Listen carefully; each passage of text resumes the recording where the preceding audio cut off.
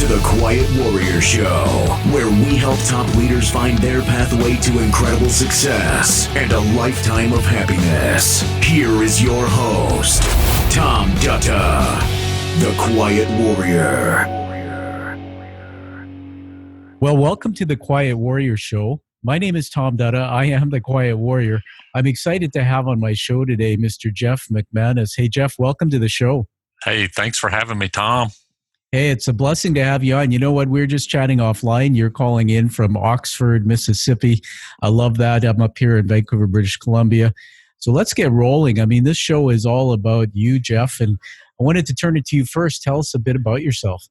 Oh, well, thanks, Tom. I currently work at the University of Mississippi. Some people may have heard of Ole Miss. It's the same place.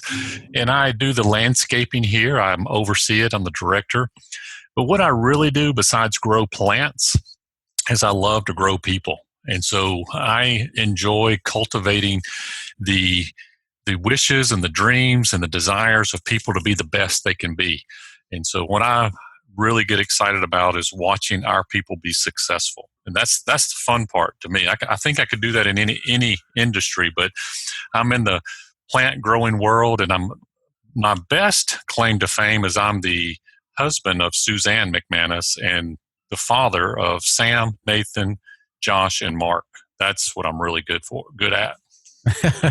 Well, I love that. I mean, there you are already showing your vulnerability. I mean, it's all about that connection to family being successful in business. So I got to honor that. That's wonderful. I want to build you up a little bit from the bio. I've done some research. I want to tell the audience, and we have a diverse audience, international group of listeners. I want to just say, Jeff, that I really stumbled upon you and your work, and I was so inspired when I learned more. It was through reading somebody else's book, and you were mentioned in it. There was a quote. I didn't write that down, but anyway, it was notable enough for me to say, I got to meet that guy. And here we are. Couple things I want to mention about your work. I mean, when you hear anybody say, you know, I'm director of landscaping services at a university, you go, wow, that's interesting. What does that all mean? What did you do with that? Well, you've won awards. Not only did you and your team develop a system of beautification and landscape management that's led to numerous awards. Some of those awards include the Princeton Review and Newsweek magazine. It identified the University of Mississippi as one of your nation's most beautiful campuses. And then most recently, congratulations, Ole Miss was named by USA Today readers as the 2016 America's Most Beautiful College Campus. And I want to add one more thing to that before I turn it back to you, that my daughter is on the other side of our country at a university called Mount Allison, 2,500 people in that town, and we arrived there. And one of the things that just struck me is walking on the campus and the beauty of that place. And my daughter's in that generation, the millennials, and she decided real quick where she wanted to go, not just based on the quality of the education, but what she saw and felt visually around that university. So you have a really important role to play. You have a bachelor's degree in landscape and ornamental horticulture from Auburn University, and you're a certified arborist. I think it was worthwhile mentioning that because many of us would never know the gifts that you have there. And we're going to talk about your book later. So let's turn it back to you. You know what? Take us back. People say that you're born with a passion. You learn about it. Many people don't follow it because they're afraid of the dream. You found a way at an early age to figure that out. And there you are with what you've done today. Tell us where it all started. Go back as far as you want. It's funny you say you find your passion, but you know, my dad made sure that he worked his children so that they understood and appreciated what hard work looked like. And I'm so grateful for that. And so I can remember many times driving a tractor way before I could even drive a car or a truck. And I hated it. I hated doing that stuff. I hated being out in the sun. And I mean, my dad he had grown up on a farm, and we didn't live on a farm when I grew up, but we were doing that kind of stuff. Tom, I hated that. And, but it taught me the value of hard work. And then as I got into college, I was a marketing major, and Tom, everything was going great until I took the class in marketing and I failed it. Yeah. Well, then I kind of realized, hey, maybe, and I really didn't enjoy it. It wasn't really, I didn't have the passion. I didn't have the excitement for it. So I was taking another class in horticulture, and I really liked it. But what I really appreciated was the professor knew all the plant names and he knew everything about them, and he was so into it. I mean, he made it interesting. It was fun, and that's the way you do with people. You go deep with them, and bring a little excitement to the subject. And I realized how much I liked it. But Tom, it wasn't until later that I reflected on, why did I switch my major to horticulture? And I think, looking back on it now, it wasn't that my professor knew all the plant names. Is that what he actually knew was, he knew my name, and he used my name, and he would talk to me, and he would treat me as a professional already in class, and he did that with all of his students. And so that made a huge impact on me as to how to treat people, how to grow people, and how to kindle that they want to do even more than just what they're getting paid for, or do more than what they think that they can do. So that really spiked my interest. And of course, I went to go work in Orlando for a little while, and then Miami, Florida, and then ended up here at Ole Miss for the last 19 years, getting to grow all kind of beautiful, award-winning plants and people here at Ole Miss. That's just amazing. I've got to say that you're setting me on this journey in my mind in so many directions. I just want to kind of capture what you said so far and make a few comments, and we'll give it back to you. I want to honor your dad, by the way. I'm not sure, is he still with us today? No, he passed away a little over a year ago. Well, listen, we will honor him. It's interesting, the connections. I didn't know that. My father passed away just a little over a year ago. And so Father's Day is coming up as we tape this. We're on the weekend of Father's Day. I want to honor your dad. But one of the things you stood out is you talked about growing up on the farm. You talked about driving the tractor, and it was a sunny day in the heat. And then all of a sudden you surprised us by saying, I hated being in the sun. I hated that. But you managed to turn that gift into the value of hard work. And I think that's a teaching moment for us, because so many of us grow up with hard knocks, or my father was the military man. And many of us have a choice. We can turn that into things we don't like, or we can turn it into gifts and see through that. So you did that. I loved how you said about failing the marketing course. But here's the thing, Jeff, and why I think you are inspirational. Not only did you fail it, but you acknowledged it didn't light you up. It didn't light your soul. You took another course and you went a different direction. And you don't know how many people I've met in the work I do who took a degree and spent 5-7 years finishing off because somebody else said they should be there. Mm-hmm. And yet they had that same experience. The thing about your professor, I'll finish with this, that I loved about what you said is, I read a long time ago that the people that we remember, I mean, you meet a lot of people every day, I know that, but why is it we remember certain people decades later? They say the ones who touch our soul, who touch us deeply, are the ones we remember. And so there was that professor in your life. So now you took all this experience and created this award-winning thing, beauty at Ole Miss. Take us into the campus. Draw us a visual picture about that, and then tell us more about something I wrote down here called Creator of Landscape University. You did a TED Talk, turning weeds into leaders, something like that. Just tell us all about that. Well, the TED Talk was growing weeders into leaders. Okay. And that's changing the mindset, right? That's helping your frontline teams and people to realize their gifts and talents is not just, they're not just here looking at their wrist and going, oh my gosh, I've got 30 more years and then I can retire, right? I know you want them to be passionate. You want them to be excited about work, and everybody wants to retire, but let's don't live every day just watching the clock. So that has been my secret sauce, and I think it goes back to my professor, Dr. Ponder at Auburn, who was so passionate about developing people to grow plants. And when I came to Ole Miss, which is a gorgeous campus, it's 1,000 acres tucked away here in northern Mississippi. Would love to have you and your viewers come by and let's do a walking tour together. But it's just picture beautiful, tall, stately trees, oak trees, majestic flowers, and it's just gorgeous. March and April, the best times to come. But we didn't always have that. And you mentioned your daughter when she went to college. Ole Miss knows how important it is for recruiting to make a good first impression. And they were wanting to change that image in year 2000. And so we did studies and found that college students actually decide in the first few minutes of a visit if they're going to come to that campus. no matter where it is. They decide if they're going to come based on the appearance. And that's the buildings, the grounds, how clean it is. So we started talking about that with our staff. And we started painting a bigger vision of you're not just cutting grass, you're not just pulling weeds, picking up paper. You're recruiting the next person who's going to be in the research for helping cure HIV. Just like Dr. Hannah Gay, who came to our university and as alumni came within a whisper a few years ago of curing HIV. And then maybe you're like Bill Parson, who was the director of NASA, who graduated from Ole Miss. Maybe we help recruit him because of how pretty the campus is.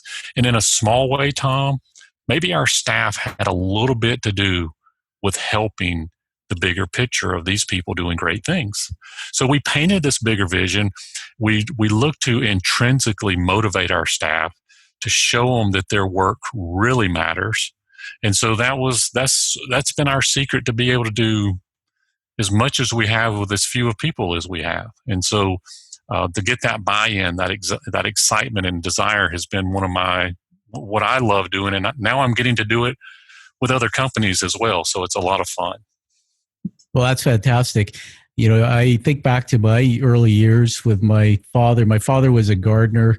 We didn't have all the fancy shrubs and things that you see today, but my dad was a simple gardener. But I remember going out into the garden with my rubber boots and getting my hands dirty and just learning some things. But there was a side to being in nature and about mental health as well. And they say that being close to nature visually and experiencing that is one of the pathways to better mental health. So thank you for giving the world the gift. I'm an advocate for mental health, as you'll learn, the gift of the beauty of landscaping, visually lighting us up with what you do. One of the things that I wrote down on my paper here was worldview. I mean, man, when you start saying things like some of the people that have come out of the university and changed the world, it's a completely different perspective that we don't always think about. And you see your connection and your purpose to that. That's just fantastic. I want to read a quote here and then have you talk a bit about it with us, because I've had a controversial discussion with other people about this whole topic of growing leaders. And I think you and I are absolutely on the same page, but I don't know if every other leader an organization is. And here's your quote, or something you wrote. It says, most organizations can't pay for the talent they want, but with the right strategy, most organizations can grow the talent they have to get the leaders they need. Leadership is the art of motivating a group of people to act towards achieving a common goal. Leadership is a mindset. Now, I just love that. Here's my beef about people who say you got to hire A players, and I spent 3 decades in the corporate sector. If you look just for A players, they don't show up at the door as A players. In fact, if you just look for A players in their first job, you'd rule out my son, who struggled maybe in school and later found his way because somebody else got to his soul. When you're looking for A players, I always like to say you probably miss 90% of the talent pool, but when you look at the world today and it's run by what used to be C students who created these incredible businesses, those people were developed, they were discovered, and they were, like you said, seeds. They grew through the mentorship. So tell me more about that, and what do you think the biggest challenge is with leadership today and what you're trying to teach? Well, I think, Tom, you're spot on. That was a great commentary on that. That was, I think first, every organization needs to define what their A player is, or what it is that they want from their talent, and then help your team get there. So I'll take, for example, when I got to Ole Miss, we had some great people, but they did not have an eye for detail when it came to how to prune correctly, how to plant flowers the way that needed to be planted, and how to mow without scalping and ruining the turf. So how did I get our staff to see that? Is I had to grow them. And one of the ways we did it is we'd hop in vans and go look at other properties and go look at other places, and we'd talk about it. We would do training sessions, but those things have never stopped. And that's where Landscape University comes in, as to where we have a system now that's not dependent on Jeff, but it's dependent on our standards. And so those standards are in our university that we have our staff constantly doing. They're updating, they're going through it, they're teaching the classes. I'm not teaching the classes, the actual people are. So that's how we grow talent. We get people excited about growth. We created this thing called the Landscape Creed. And one of our lines that we say every Monday morning after our meeting is never stop training and growing. And that's one of our core values, is that we just want to keep learning, keep growing. We want our full-time employees to be mentors to the new people coming on board. And they have embraced that role. They embrace being mentors to the college students that we hire during the summertime. And where their picture is bigger now of, we're not just here for 8 hours and go home. We're here to make a difference in people's lives. And that's where the leader has to buy in and then know what you're trying to get. I'm trying to get people who are bought in, people who care at a deeper level. So that's the way I train, and that's the way I develop people. Yeah, it's pretty amazing. I was thinking about the passion that comes out of you. I can hear that over the line here, and I'm sure the listeners will agree with me. You know, for some of us, when we hear about landscaping, you know, we don't get all warm and fuzzy because it means work. I mean, some of us grew up having to, you know, cut the grass and burn the grass and do the things Dad told us not to do, and then replace the grass. And I'm going like, okay, that's really cool. But what blows my mind and inspires me about you, Jeff, is that there's the passion that comes out of you about something that not everybody is passionate about, has turned that into passion in my mind. And I think that's the gift that you have and that you're spreading around the world with this work. Let me ask you to talk about the book that you wrote. We don't do commercials on books, but yours is notable. We'll plug it at the end, where to get it. It's something that I think you just wrote. I can't remember where I wrote the title, but just tell us about that. Yeah, growing weeders into leaders. And it's all about our story. It's a little bit about our story and some of the things that I did well, some of the things I've messed up on, how to grow people. I mean, just simple things, Tom, like, can you imagine taking some of your staff down to the local library and just showing them how to check out books and how to check out audiobooks? Well, why in the world would you ever want to do that? Well, I know you value reading and you value what reading has done in your life. I, by the way, enjoyed your book. And that changes a person. You know, you're going to be changed by the reading. So that's one of the big things we do is we read books together as a crew and team. And so we would take time to go to the library on the clock to develop people. We just value the people and their resource that they bring. I knew one day that we had hit a home run, Tom, when I had one of my employees come to my office, one of my frontline, hardworking individuals, and he's all sweaty and came in, and I have an open door policy. And he sits down and he goes, "Hey, can I talk to you?" And he closed the door. He goes, "Hey, all this reading stuff that we're doing," he goes, "this has been great for us. It's helped our team and it's helped us get along better." And then, Tom, he stopped and he put his head down, and I thought, man, well, something's wrong. What's up? And he looked, and then he looked up at me. He had tears in his eyes, and he goes, "But I want you to know that this reading that we're doing saved my marriage." I said, Wow. "Tell me more." And he goes, "I was getting ready to divorce my wife." He says, "Because I thought she was the problem." And he goes, "I realized I had to take responsibility for me because I can only change me."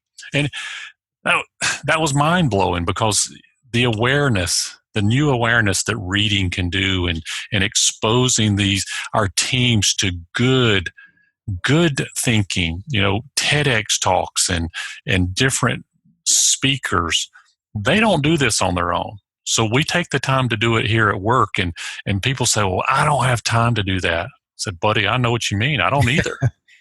But it 10x'd us. We do things so much faster without the drama, without the waste. Quality's going up. People, we get kudos all the time. I mean, I can't brag enough about our staff and how they are just incredible. They're some of the leaders on campus in work ethic. So, you know, you invest in them and you show them that you care about them.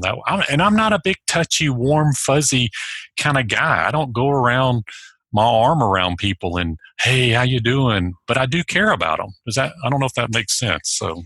Oh, it makes perfect sense. I mean, I wrote down a word, humility, and it's a trait many leaders need, and you have it. I mean, you recognize, just listening to you, you're recognizing the people's success around you, and yet innately you have a way to inspire and motivate them. I like to say you're one of those leaders that seems like a kind of guy can, inspire people and then just get out of their way and let them. And, they asked, I have a good friend who's a professor in a university down in Utah, and Dr. Hartman, and I asked him, and he said, well, Tom, what's the number one thing do you think that students tell me they wish their parents would have done better? And I said, what? He said, well, they say, just let us fail, get out of our way, let us get back up, and let us make mistakes, and that way we learn. Pretty fascinating stuff. I was thinking about what you said about audiobooks. The John Wooden, a famous basketball coach, left me with this, that it's what you learn after you know it all that makes a difference, or something like that. Yeah, that's good. And when I was in my CEO job, my last one in corporate, I used to have a preferred reading list, put a book on it, and it was a way to develop culture by having everybody read it. I'm thinking now with Audible and all the tools, gosh, if I'm on your campus doing gardening, I'd have my little headset on listening to audiobooks and filling my mind with seeds instead of weeds. There's a new idea. There you go. Pretty amazing.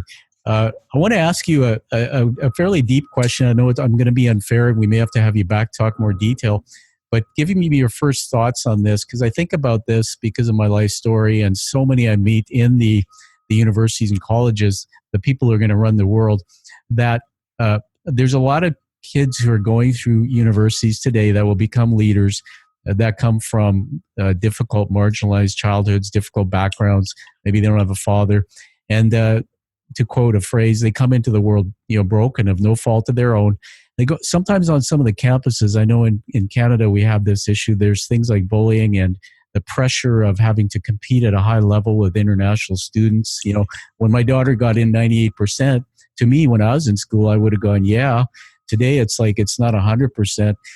How would you, as a leader and a mentor of kids in university, offer any advice on how to push through some of that adversity?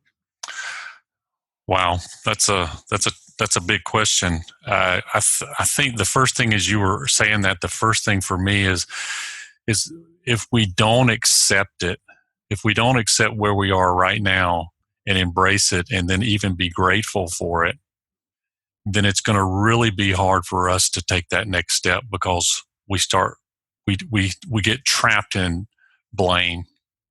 I'm this way because of, I can't do this because.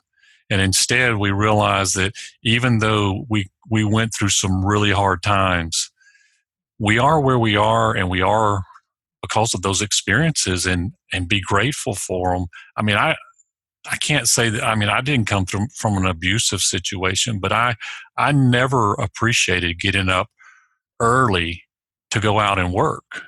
I never liked that. Yeah. But I'm extremely grateful for it.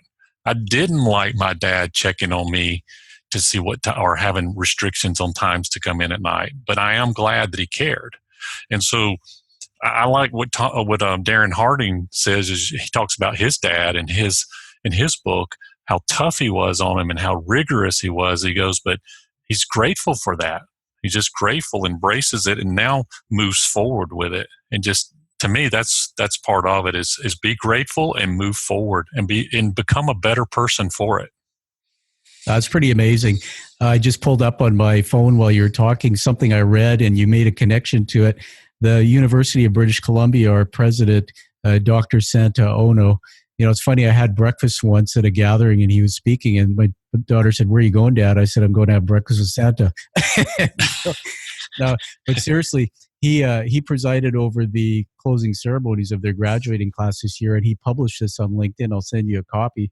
And he titled his speech, "Never Lose That Sense of Adventure, That Sense of Wonder." And what you've said and what you're talking about is really all about that. It's about remembering to have hope and remembering to be adventurous, overcoming those things sometimes that hold us back. Just brilliant. I want to honor you as we wrap up, and then I'm going to turn it to you to ask you to tell us where to get a hold of your body of work, your book, or even you. I want to honor you with some leadership words. Jeff, I write these down as you speak. They're not scripted. There's 5 of them. The first one is majestic. There's something majestic about you and what you're doing in the world. Number 2 is creativity. No question about it. Inspirational, worldview. There's that part of you. And then humility, as I mentioned before. So congratulations on being a great leader and developer of people through your gifts. Tell us where we can get a hold of everything. Well, Tom, thank you for that gift. Those 5 words, that's a great gift, my friend. I don't know if you know how that touches a person, but that's very meaningful. You're welcome. Very humbling. You can get a hold of me at jeffmcmanus.com, my website, my books on Amazon and your favorite bookstore. We're Morgan & James publisher. So feel free to just reach out to me, jeffmcmanus.com. All right, fantastic. Well, thank you, Jeff, for being on the show today. And everybody, find that true passion like you hear from Jeff. Live with that purpose, that the life that you deserve and desire. Thank you for listening to The Quiet Warrior Show. Create is a motive-based leadership development firm. www.kreat.ca